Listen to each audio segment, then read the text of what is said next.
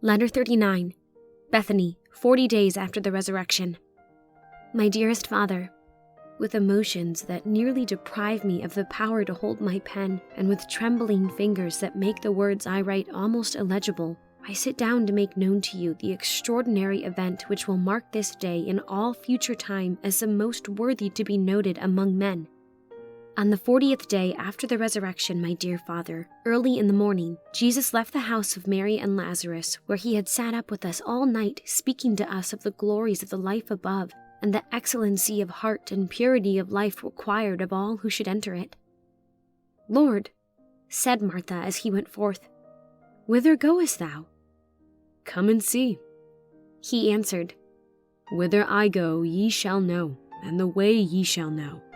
For where I am, ye shall also be, and all those who believe in me.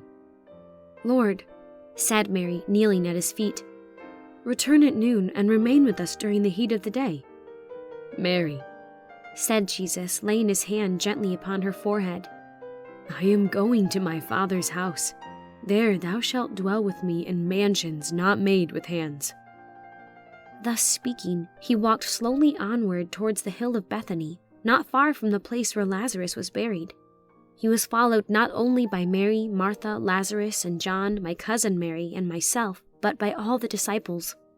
There were at least 500 persons in all, moving on with him ere he reached the green hillside beyond the village, for all followed him, expecting to hear more glorious revelations from his lips. He goes to the hill to pray, said one of his disciples. Nay, he goeth to show us some mighty miracle from the expression of power and majesty in his aspect, said Thomas to me, gazing upon the Lord with awe. For each moment as he ascended the hill, his countenance grew more glorious with a certain godlike majesty, and shone as the face of Moses descending from Mount Sinai. We all hung back with adoring awe, and alone he proceeded onward, a wide space being left by us between ourselves and him. Yet there was no terror in the glory which surrounded and shined out from him, but rather a holy radiance that seemed to be the very light of holiness and peace. So looked he, said John to us, when we beheld him transfigured in the mount with Elias and Moses. The hill, which is not lofty, was soon surmounted by his sacred feet. He stood upon its apex alone. We kept back near the brow of the hill, for his raiment shone now like the sun, while his countenance was as lightning. We shaded our eyes to behold him. All was now expectation, and a looking for some mighty event, what we knew not. John drew nearest to him, and upon his knees, with clasped hands, looked towards him earnestly, for he knew, as he afterwards told us, what would take place. Joy and yet tears were on his face as he gazed with blinded eyes, as one gazes on the noonday sun upon his divine master. It was a scene, dear Father, impressive beyond expression. Jesus seemed for a moment to survey the scenes of his sufferings, of his ignominy and death, with the look of a divine conqueror. He then turned to his disciples and said, Ye have been with me in my sorrows, and you shall now begin to behold my glory. Remember all things which I have taught you concerning my kingdom. Go forth and teach the glad tidings of salvation to all men, and baptize all nations in the name of the Father, and of the Son, and of the Holy Ghost. And lo, I am with you always, even unto the end of the world. Thus speaking, in a voice that thrilled every bosom with emotions indescribable, he extended his hands above their heads and blessed them, while we all fell upon our faces to the ground also to receive his blessing. He then lifted up his eyes to the calm blue depths of heaven, and said in the same words he had spoken on the night of the Passover, as John had told me, And now, O Father, glorify thou me with thine own self, with the glory which I had with thee before the world was. As he spoke, we raised our faces from the ground to behold him leaving the earth, rising from the hilltop into the air with a slow and majestic ascension, his hands outspread over us who were beneath, as if shedding down blessings upon us all. The loud burst of surprise which rose from 500 voices at seeing him soar away into the atmosphere was followed by a profound and awful silence as we watched him rise and still rise, ascending and still ascending into the upper air, his whole form growing brighter and brighter as the distance widened between his feet and the earth. Upon our knees in speechless wonder, we followed his ascent with our amazed eyes, not a word being spoken by any soul. Nay, hearts might have been heard beating in the intense expectation of the moment. Lo, in the far-off height of heaven, we beheld suddenly appear a bright cloud, no larger than a man's hand, but each instant it expanded and grew broader and brighter, and swift as the winged lightning, descended through the firmament downward, until we beheld it evolve itself into a glittering host of angels which no man could number, countless as the stars of heaven. As these shining legions descended, they parted into two bands, and sweeping along the air met the ascending Son of God in mid-sky. The rushing of their 10,000 times 10,000 wings was heard as the sound of many waters. Surrounding Jesus like a shining cloud, they received him into their midst and hid him from our eyes amid the glories of their celestial splendor. Now came to our ears the sounds of heavenly song, a sublimer chorus than earth ever heard before. From the squadrons of seraphim and cherubim encircling with their linked wings the Son of God, came, like the unearthly music one hears in the dreams of night, these words receding as they mounted upward with the conqueror of death and hell.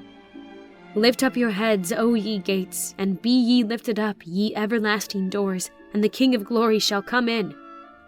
This chorus seemed to be answered from the inmost heavens, as if an archangel were standing at its portals, keeping watchful guard over the entrance facing the earth. Who is the King of glory? The Lord strong and mighty, even the Lord mighty in battle against principalities and powers, was chanted back from the ascending escort of Jesus in the sublimest strains of triumphant joy. Lift up your heads, O ye gates, and be lifted up, ye everlasting doors, and the King of glory shall come in. Upon this we heard a mighty voice, as it were in heaven, accompanied by the sound of a trumpet, and 10,000 voices about the throne of Jehovah seemed to say, God is coming up with a shout. He rideth upon the heavens. He ascendeth on high. He hath led captivity captive, and received gifts from men. O clap your hands, all ye people of earth. Shout his triumph, ye hosts of heaven. Fling wide your gates, O city of God. Be ye lifted up, ye everlasting doors, for the King of glory enters in. Ascending and still ascending, receding and still receding, fainter and fainter came down to earth the angelic choruses, when at length the brightest cloud of angels faded away into the upper heaven, the Son of God shining in their midst like a central sun surrounded by a luminous halo, till finally, like a star, they remained a few moments longer, and then the heavens received him out of our sight. While we stood gazing up into the far skies, hoping, expecting, yet doubting if we should ever behold him again, two bright stars seemed to be descending from the height of heaven above us. In a few seconds we saw that they were angels. Alighting on the place where Jesus had left, they said to the 11, Why gaze ye up into heaven, ye men of Galilee? This same Jesus whom ye have seen go into heaven shall so come in like manner as ye have now seen him ascend. Thus speaking, they vanished out of our sight. Such, my dear Father, is the appropriate crowning event of the extraordinary life of Jesus, both Lord and Christ. His kingdom, therefore, my dear Father, clearly not of this world, as he said to Pilate, the procurator, but it is above. Doubt then no longer, dearest Father. Jesus, the Son of Mary, in his human nature, was the Son of God in his divine nature. An incomprehensible and mysterious union, whereby he had brought together in harmony the two natures, separated far apart from sin by giving his own body as an offering to reconcile both in one immaculate body upon the cross. There is now no more condemnation to them who believe in him and accept him. But I cannot write all I would say to you, dearest Father. When we meet, which you rejoice me in saying will be on the first day of the week at Jerusalem, I will unfold to you all that the divine and glorified Jesus has taught me. Doubt not that he is Messiah. Hesitate not to accept him, for he is the end of Moses and of the law and of the prophets, the very Shiloh who should come and restore all things, to whom be glory, power, dominion, majesty, and excellency evermore. Your loving daughter, Adina. The End.